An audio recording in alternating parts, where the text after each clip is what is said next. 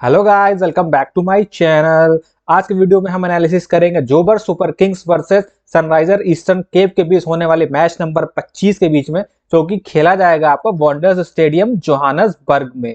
दोस्तों, अगर पिच की बात की जाए तो the Wanderers stadium Johannesburg pitch है जो बैटिंग फ्रेंडली है। यहाँ पे बैट्समैन खूब रन बटोरते हैं और साथ ही साथ यहाँ पे तेज गेंदबाजों को भी मदद मिलती है। स्टार्टिंग में थोड़ा सा लेटरल मूवमेंट मिलता है, स्विंग मिलता है, प्लस इस पिच के अच्छे पेस और बाउंसी बिहेवियर की वजह से फास्ट बॉलर जहां पर विकेट चटकाने में कामयाब रहते हैं।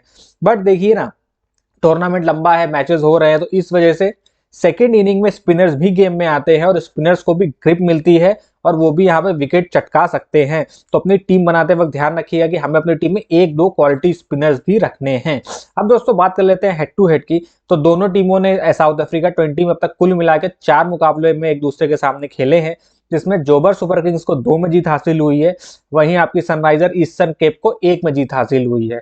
और साथ ही साथ एक मुकाबला जो था इनका वो बिना रिजल्ट का रहा था, मतलब कि कोई उसमें रिजल्ट नहीं आया था। अगर मैं बात करूं जोबर सुपर किंग्स के रीसेंट फॉर्म की, तो दोस्तों इनकी रीसेंट फॉर्म उतनी कमाल की नहीं रही है। मतलब स्टार्टिंग इन्होंने बहुत खराब की थी, मतलब हार हार हार, बट रिसेंटली इन्होंने जीत की पटरी पकड़ी है। इन्हें कुछ मैचेस वॉश आउट भी हुए हैं। और जोबर सुपर किंग्स को आपने देखा है, लास्ट मुकाबला जो एमआई सिटी के खिलाफ इनने खेला था, इनको 8 ओवर में आई गेस शायद 82 या 86 रन बनाने थे, जिसको उन्होंने बहुत ही आसानी के साथ बना लिया था। और इस टीम के लिए एक अच्छी बात यह है कि फाफ डुप्लेसिस और रीजा हेंड्रिक्स दोनों ही फॉर्म अपनी पा चुके हैं। और आप सभी तो जानते हैं, अगर फाफ डुप्लेसिस के पास फॉर्म है तो वो सामने वाली टीम के लिए कितने खतरनाक साबित हो सकते हैं। वही मैं बात करूं लास्ट ईयर की चैंपियन सनराइजर ईस्टर्न केप की, तो उनका भी रिसेंट फॉर्म बढ़िया है, इस टूर्नामेंट में अच्छा कर रहे हैं, जीतते जीतते चले आ रहे हैं। प्लस साथ ही साथ इनकी बैटिंग भी फायर कर रही है, प्लस बॉलिंग भी फायर कर रही है। तो लास्ट ईयर की तरह इस साल भी ये बिल्कुल भी जीत के प्रबल दावेदार माने जा रहे हैं। अब दोस्तों हम बात कर लेते हैं जोबर सुपर किंग्स की प्लेइंग 11 की।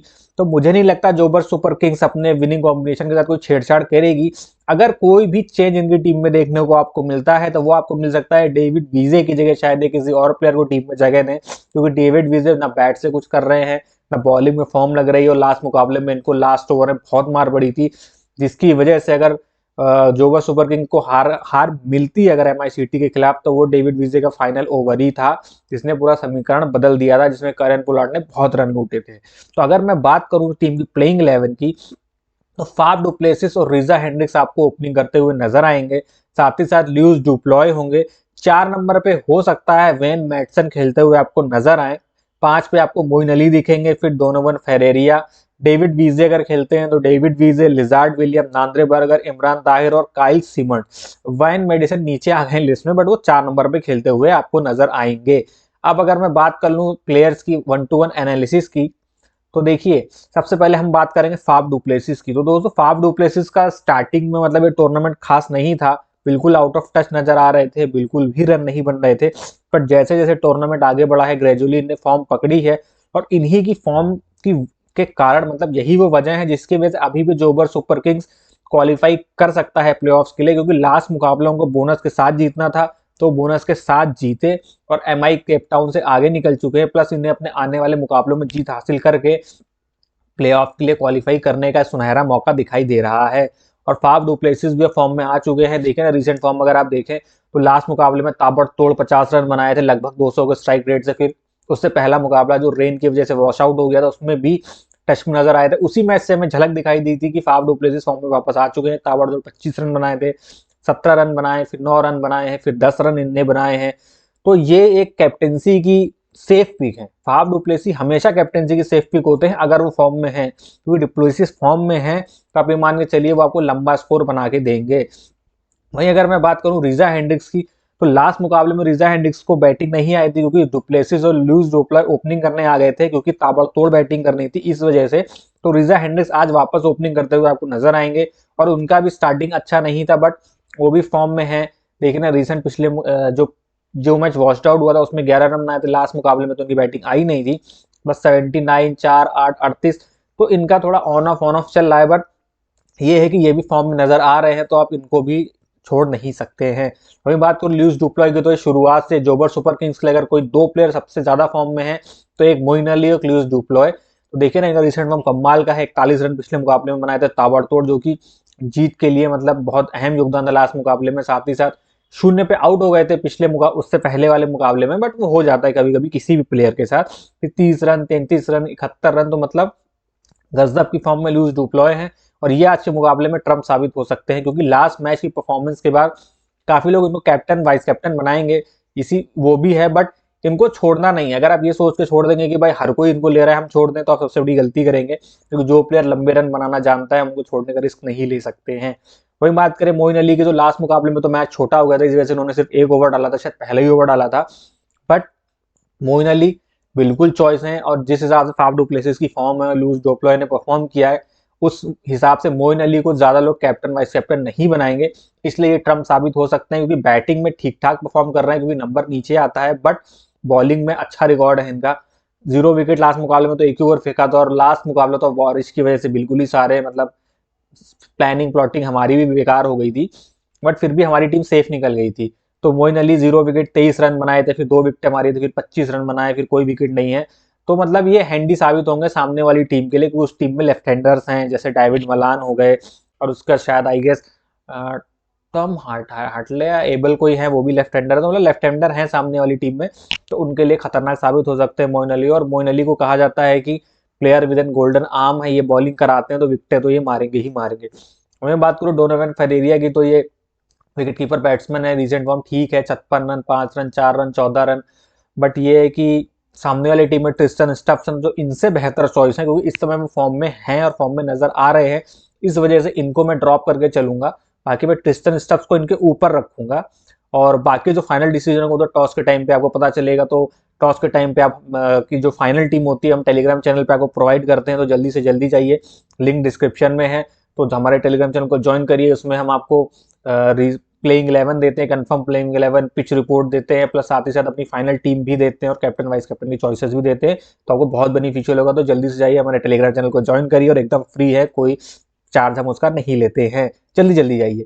अगले है डेविड वीजे। तो देखिए डेविड वीजे बिल्कुल फॉर्म में नजर नहीं आ रहा है, बिल्कुल भी। तो मेरी तरफ से बिल्कुल ना है, मैं आपको सजेस्ट करूंगा इनको ना लीजिए, क्योंकि कोई फायदा नहीं। ओवर ये 102 डालते हैं, बहुत इकोनॉमी, बहुत ही ज्यादा मतलब कि महंगे साबित होते हैं। इकोनॉमी इनकी बहुत खराब है, मतलब बहुत पिटाई लगती है इनकी, विकेट ये ले नहीं रहे, रन बल्ले से इनके निकल नहीं रहे हैं। तो डेविड वीजे को बिल्कुल ही हम टीम में शामिल रखने की सलाह मैं आपको नहीं दूंगा। वहीं बात करें लिजार्ड विलियम्स, ये एक ऐसे बॉलर है कि ये आएंगे तो विकेट लेके ही जाएंगे, भले एक लें, दो लें, तीन लें। तो इनको ड्रॉप करने की गलती बिल्कुल मत करिएगा। लास्ट मुकाबले में भी आए थे, शायद एक ही ओवर डाला था और 1 विकेट इन्होंने मारी थी। रिसेंट फॉर्म भी गजब है, 1 wicket, 3 wicket, 1 wicket, 4 wicket, 1 wicket. तो इनको ड्रॉप करने की गलती मत करिएगा। साथ ही साथ नांद्रे बर्गर, ये भी विकटें मारते हैं, और प्लस ये बल्क में विकटें मारते हैं, जैसे इंडिया के लिए अर्शदीप सिंह, वैसे ही इनके लिए नांद्रे बर्गर हैं, विकटें मारेंगे। रिसेंट फॉर्म आप देख लो, 0 विकेट लास्ट मुकाबले में शायद एक या दो ही ओवर फेंक पाए थे, 0 विकेट, 2 विकेट, फिर 0 विकेट, 1 विकेट, 2 विकेट। तो ये हैंडी साबित होते हैं। नांद्रे बर्गर को आप ड्रॉप बिल्कुल भी मत करिएगा, ये अच्छी पिक होंगे बॉलिंग के लिए, अगर आप जोबर सुपर किंग्स की तरफ से जा रहे हैं तो। वही बात करूं मैं इमरान ताहिर की, तो भाई मतलब मैंने पिछले जो वीडियो जोबर सुपर किंग का बनाया था उसमें भी बताया था कि इमरान ताहिर मतलब कि अभी शांत है, इंजन गर्म हो रहा है, क्योंकि रिटायरमेंट ले चुके, मैचेस खेल नहीं रहे हैं। बट ये इतना एक्सपीरियंस है, इतने अच्छे बॉलर हैं कि सामने वाली टीम को कभी भी धराशायी कर सकते हो। लास्ट मुकाबले में यही किया था, एक ओवर में 2 विकेटें मारी थी। मतलब इमरान ताहिर का ऐसा, अगर आप उन पर अटैक करने जाओगे तो आप अपनी विकेट खो दोगे, और ये डेथ में भी बॉलिंग कराते हैं। तो अगर इमरान ताहिर की बात करें तो देखिए ना, रिसेंट फॉर्म कमाल है, 2 wicket, 1 wicket, 1 wicket, 1 wicket, 1 wicket, मतलब ये हर मैच में ऑन एन एवरेज 1 विकेट ले रहे हैं। तो ये भी ट्रम्प साबित हो सकते हैं आज की टीम के लिए। भाई मैं बात करूं अगर वेन मेडिसन की, तो मतलब ये 4 नंबर पे शायद खेलते हुए नजर आए, लास्ट मुकाबले में तो उनकी बैटिंग आई नहीं थी। तो मतलब कि ज्यादा रिसेंट फॉर्म का है नहीं, 0 रन है, फिर 4 रन, 22 रन, 10 रन, 65 रन। तो अभी इतना परफॉर्मेंस दिखाया नहीं है इन्हें, तो इसलिए इनको मैं ड्रॉप करके चलूंगा, अपनी टीम में नहीं रखूंगा, ना आपको सजेस्ट करूंगा। वही बात करें काइल सिमंड्स की, तो देखिए यार ये इनका भी फॉर्म कुछ खास नहीं है। अगर स्पिनर मुझे लेना होगा तो इनसे ऊपर मैं इमरान ताहिर को ही रखूंगा। तो रिसेंट में कुछ खास है नहीं, 0 रन है, 1 विकेट, 21 रन, 1 विकेट। तो काइल सिमंड्स को तो मैं नहीं रखूंगा अपनी टीम में। चल जाए, देखिए वो एक अलग चीज होती है, पर स्टैट्स के हिसाब से देखा जाए तो इनको रखना कोई समझदारी नहीं होगी, क्योंकि हमारे पास इनसे भी अच्छे ऑप्शंस हैं। तो दोस्तों ये था जोबर सुपर किंग्स का पूरा एनालिसिस। अब हम चलते हैं आपकी सनराइजर ईस्टर्न केप की तरफ कि उनकी प्लेइंग 11 क्या रहने वाली है। वो भी अपना मुकाबला जीत के आ रहे हैं हमारी सिटी के खिलाफ, हालांकि क्लोज एनकाउंटर था, बट वो जीत के आ रहे हैं, तो इसलिए वो भी प्लेइंग 11 में कोई ज्यादा छेड़छाड़ करना नहीं चाहेंगे। डेविड मलान और आपके जॉर्डन हरमन ओपनिंग करते हुए नजर आएंगे। 3 नंबर में शायद आपको टॉम एबल खेलते हुए दिखाई दे। 4 नंबर एडन मार्करम, फिर Tristan Stubbs, Patrick Kruger, Liam Dawson left arm off spinner है, Marco Jansen, Simon Harmer, Ottneil Baartman और डेनियल वॉरेल, ये इनकी प्लेइंग 11 रहने वाली है और ये टीम अच्छे फॉर्म में चल रही है और प्लेऑफ की दौड़ में काफ़ी आगे है। तो अब एक एक करके ज़रा हम देखते हैं इनकी टीम का क्या एनालिसिस रहता है, क्या रिसेंट फॉर्म चल रही है। बात करूँ डेविड मलान की, तो भाई एक टाइम में डेविड मलान वर्ल्ड नंबर 1 थे T20 प्लेयर्स में। जैसे इस टाइम में सूर्य कुमार यादव में, उस टाइम में डेविड मलान हुआ करते थे। बट इस समय डेविड मलान टच में नजर नहीं आ रहे हैं इस टूर्नामेंट में। एक पारी आई थी इनकी 53 रन की, उसके बाद कोई खास रन नहीं बने हैं। 18 रन, 6 रन, 1 रन, 2 रन, 53, वही एक पारी आई थी, उसका दिन के रन नहीं बने हैं। वही बात करें हम जॉर्डन हरमन की, तो रिसेंट फॉर्म इनका भी ठीक नहीं है। इनको स्टार्ट्स मिलते हैं बट उसको कन्वर्ट नहीं कर पा रहे हैं। 2 run, 8 run, 20 run, 25 run, 106 run. तो और ये डिपेंड करता है सामने वाली टीम का बॉलिंग लाइनअप। तो भाई जोबर सुपर किंग का बॉलिंग लाइनअप अच्छा है, तो मैं आपको सजेस्ट नहीं करूंगा कि आप जॉर्डन हरमन के साथ जाएं। अगर आप चांस लेना चाहें तो आप डेविड मलान के साथ चांस ले सकते हैं, बट ये भी रिस्की पिक होंगे। वही बात करूं मैं एडन मार्करम की, तो भाई एडन मार्करम कमाल के प्लेयर है। इनको कभी भी अपनी टीम में ड्रॉप मत करिएगा। देखिए ना, ये बॉलिंग से भी पॉइंट्स देते हैं, फील्डिंग पे भी एकदम हॉटस्पॉट पोजीशन पे रहते हैं, पॉइंट्स देंगे। प्लस बैट्समैन तो ये कमाल के हैं ही और रिसेंट फॉर्म इनका अच्छा है। 54 रन बनाए एक मैच में और एक मैच में 3 रन बनाए थे, बट एक विकेट हासिल कर ले गए थे, फिर एक मैच में 38 रन। तो मतलब ये सेफ पिक में आते हैं, ये आपको निराश नहीं करेंगे एडन मार्करम। वहीं बात करूँ ट्रिस्टन स्टब्स की, तो देखिए ना, हमारे पास विकेट कीपिंग में 2 ही ऑप्शन है, डोनोवन फेरेरी और ट्रिस्टन स्टब्स। अगर मैं बात करूँ डोनोवन फेरेरी और ट्रिस्टन स्टब्स में, तो मैं रिकमेंड करूंगा कि आप विकेट कीपिंग चॉइस में ट्रिस्टन स्टब्स के साथ ही जाइएगा, क्योंकि एक तो इनका बैटिंग ऑर्डर भी ऊपर है और इनकी फॉर्म भी इनके साथ दे रही है। अच्छे आंकड़े, रिसेंट फॉर्म 2 हाफ सेंचुरीज हैं, देखें 23 run, 35 run, 66 run, 11 run, 55 run. तो अगर हमें विकेट कीपर तो देखिए लेना ही लेना है, तो हम ट्रिस्टन स्टब्स के साथ ही जाएंगे। वही बात करूँ पैट्रिक क्रूगर की, तो यार ऑलराउंडर तो है बट कोई रिसेंट फॉर्म अच्छा है नहीं। 3 रन, फिर 22 रन, 1 विकेट। तो मतलब इनको तो मैं सजेस्ट करूंगा कि आप ड्रॉप करके ही चलें। वहीं बात की जाए left arm off spinner Liam Dawson की, तो रिसेंट फॉर्म इनका ठीक है, 1 विकेट, 29 रन बनाए, 1 विकेट, 0 विकेट, 1 विकेट। तो आप इनको ट्राई कर सकते हैं, एज इमरान ताहिर की जगह आप इनको ट्राई कर सकते हैं। चाहे तो लें या ड्रॉप कर दें, बट ये कि इनका 50-50 का मार्जिन रहता है। ये हो सकता है 2, क्योंकि ओवर ये पूरे 4 फेंकेंगे, ये तो तय है कि लियान डॉसम, मार्को येंसन के 4 ओवर फिक्स है, प्लस वॉरेल, ये 3 प्लेयर इनके फिक्स होते हैं जो पूरे 4-4 ओवर आपको करके देंगे।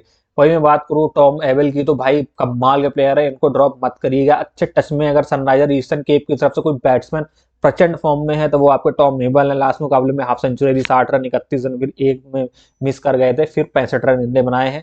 तो इनको ड्रॉप मत करिएगा। और कैप्टनसी वाइस कैप्टनसी के भी अच्छे ऑप्शन है, प्लस ये ना ट्रम्पी साबित हो सकते हैं आज के मुकाबले में।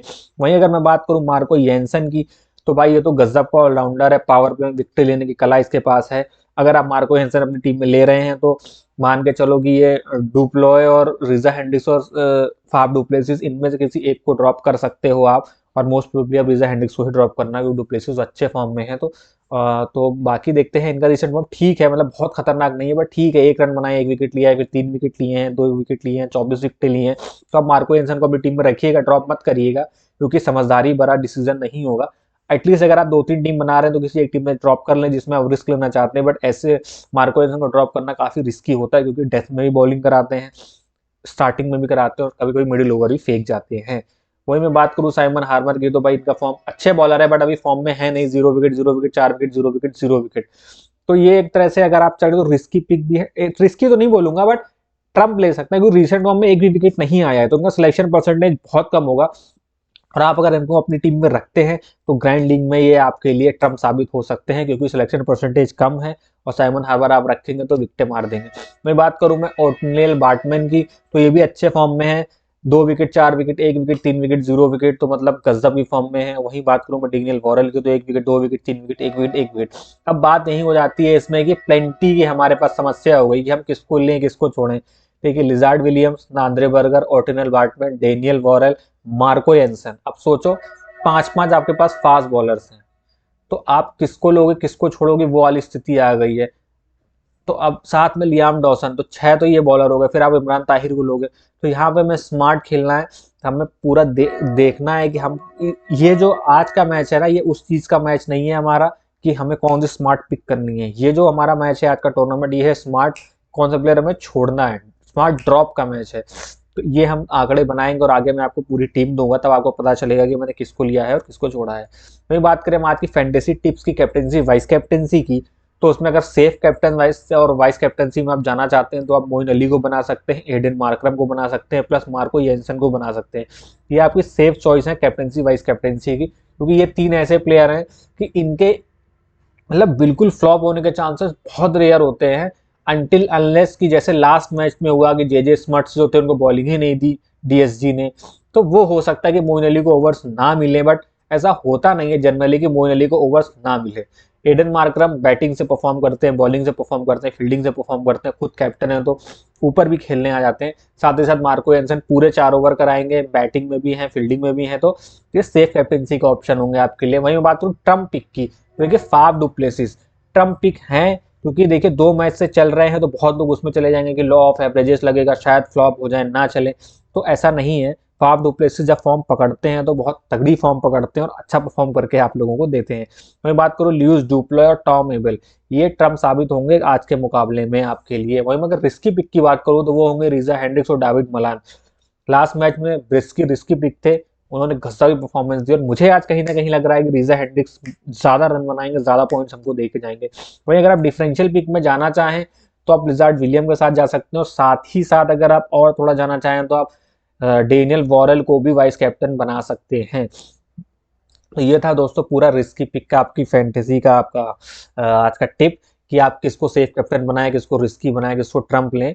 बाकी अब हम चलते हैं थोड़ा वेन्यू का भी देख लें कि वेन्यू का क्या हाल है, कि वेन्यू क्या है। तो इस वेन्यू पे कुल अब तक इस SA20 में 3 मुकाबले खेले जा चुके हैं, जिसमें पहले बैटिंग करने वाली टीम ने 1 मुकाबला जीता है और सेकंड बैटिंग करने वाली टीम ने 2 मुकाबले जीते हैं, यानी कि ये अभी के हिसाब से अच्छा चेजिंग ग्राउंड है, यहाँ पे रन चेज हो रहे हैं। अगर एवरेज स्कोर की मैं बात करूं तो वो है यहाँ पे 179 रन। साथ ही साथ अगर मैं हाईएस्ट टोटल की बात करूं तो वो है 243 रन 5 विकेटों के नुकसान पे, और लोवेस्ट टोटल की बात की जाए तो वो 102 रन है 10 विकेटों के नुकसान में। स्कोरिंग पैटर्न अगर देखा जाए तो देखिए 150 से कम स्कोर तो यहाँ बना ही नहीं है, मतलब मैंने बोला ना हाई स्कोरिंग ग्राउंड है तो रन बनते हैं, और 150 से 170 के बीच यहाँ पे 2 बार स्कोर बना है। वहीं अगर मैं बात करूं आपसे 190, तो 190 प्लस 1 बार बना था जो कि MICT ने बनाया है, वो भी 243 रन 5 विकेटों के नुकसान में। तो अगर जोबर सुपर किंग्स पहले बैटिंग करती है तो आप फाफ डुप्लेसिस और रिजा हेंड्रिक्स दोनों को लेके चलिएगा, क्योंकि अच्छा बैटिंग राउंड है। प्लस MICT में भी आपने देखा तो पहला ही मुकाबला था आई गेस इसका SA20 का, जिसमें आपके रियान रिकिल्टन और रासी वेंडर डूसेन ने मतलब ताबड़तोड़ रन बनाए थे। एक 90s पे आउट हुआ था, रासी वेंडर डूसेन की सेंचुरी आई थी, तभी उन्होंने इतना 243 का रन बनाया था। तो कमाल का वेन्यू है बैटिंग के लिए। वहीं अगर रीसेंट मैचेस का स्टैट्स देखें तो जोबर सुपर किंग्स और पाल रॉयल्स के बीच मुकाबला हुआ था, जिसमें जोबर सुपर किंग्स ने 168 रन बनाए थे 3 विकेटों के नुकसान पे, और उस टाइम और पाल रॉयल्स ने उस मुकाबले को जीत लिया था, 171 रन बना लिए थे 5 विकेट हो गए। इस पूरे मुकाबले में 3 विकेटें पेसर्स को मिली थी और 4 विकेटें स्पिनर्स को मिली थी। वहीं हम अगले मुकाबले की बात करें तो अगला मुकाबला प्रिटोरिया कैपिटल्स और जोबर सुपर किंग्स के बीच खेला गया था, जिसमें प्रिटोरिया कैपिटल्स ने कुछ 67 रन बनाए थे 9 विकेटों के नुकसान पे, और जोबर्स किंग ने इस टारगेट को हासिल कर लिया था, 171 रन बना लिए थे 4 विकेटों के नुकसान पे। इसमें पेसर्स को इस मुकाबले में 9 विकेटें मिली और स्पिनर्स को इस मुकाबले में 4 विकेटें मिली है। वहीं अगला जो मुकाबला था वो खेला गया था MI Cape Town versus Joburg Super Kings, जिसमें MI केपटाउन ने 243 रन बनाए थे 5 विकेटों के नुकसान पे, और जोबर सुपर किंग्स 145 रन पे ढेर हो गया था। इस मुकाबले में भी देखिए पेसर्स को 5 विकेटें मिली थी, स्पिनर्स को 10 विकेटें मिली थी। अगर ओवरऑल आप देखो तो 17 विकेटें पेसर्स ने मारी हैं 3 मुकाबले में, वहीं 18 विकेटें मारी हैं स्पिनर्स ने।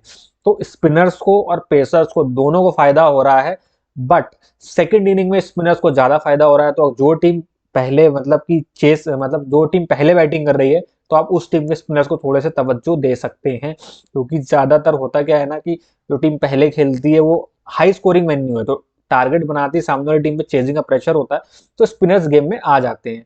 अब दोस्तों ये पूरा एनालिसिस है आपके सामने। अब मैं बताता हूँ जो हमने टीम बनाई है उसको क्या रहने वाली है।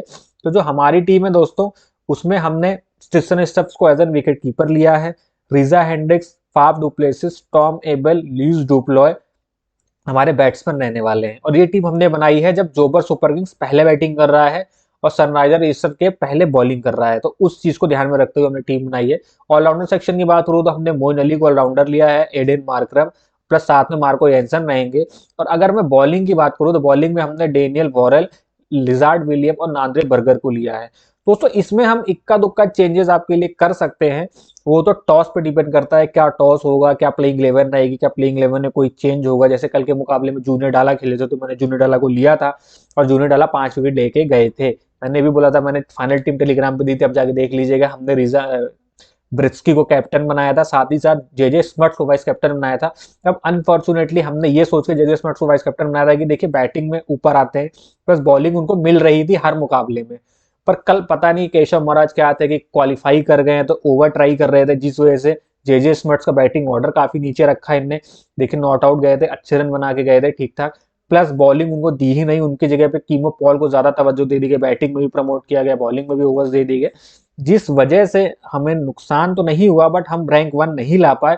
वरना कल अगर जे स्मर्ट्स को बॉलिंग मिल जाती और वो एक दो विकेटें मार देते तो हम पॉइंट रैंक 1 आराम से ला सकते थे, जबकि हमने मुत्तु स्वामी नहीं लिए थे। उसके बावजूद भी हमारी टीम अच्छी रही, क्योंकि हमारी टीम में जूनियर डाला भी थे, नूर अहमद भी थे, आदिल राशिद भी थे, जे स्मर्ट्स भी थे। तो वही हो गया कि जे स्मर्ट्स को ओवर नहीं मिले, इस वजह से हमें नुकसान उठाना पड़ा। साथ ही साथ बिल जैक्स भी हमारी टीम में थे, तो हेनरिच क्लासिन भी थे, मतलब अच्छी टीम थी हमारी। तो कोई बात नहीं, बाकी टॉस पे डिपेंड करेगा और हम अपनी फाइनल, ये हमारी फाइनल टीम नहीं है, फाइनल टीम मैं फिर बता रहा हूँ, मैं टेलीग्राम चैनल पे दे रहा हूँ, तो आप जल्दी से जल्दी जाइए, लिंक डिस्क्रिप्शन में है, हमारी टीम को ज्वाइन करिए और ज़्यादा से ज़्यादा विन करिए और हमें सपोर्ट करिए। और दोस्तों अगर आपको हमारी वीडियो अच्छी लगी हो तो हमारी वीडियो को लाइक करिए, आप लोग लाइक नहीं कर रहे हैं तो हमारी वीडियो को लाइक करिए, हमारे चैनल को सब्सक्राइब करिए और ज़्यादा से ज़्यादा फैंटेसी लवर्स के साथ इस वीडियो को शेयर करिएगा। तो आज की वीडियो में बस इतना ही, फिर मिलेंगे अगले वीडियो में, तब तक के लिए नमस्कार, जय हिंद, बाय बाय।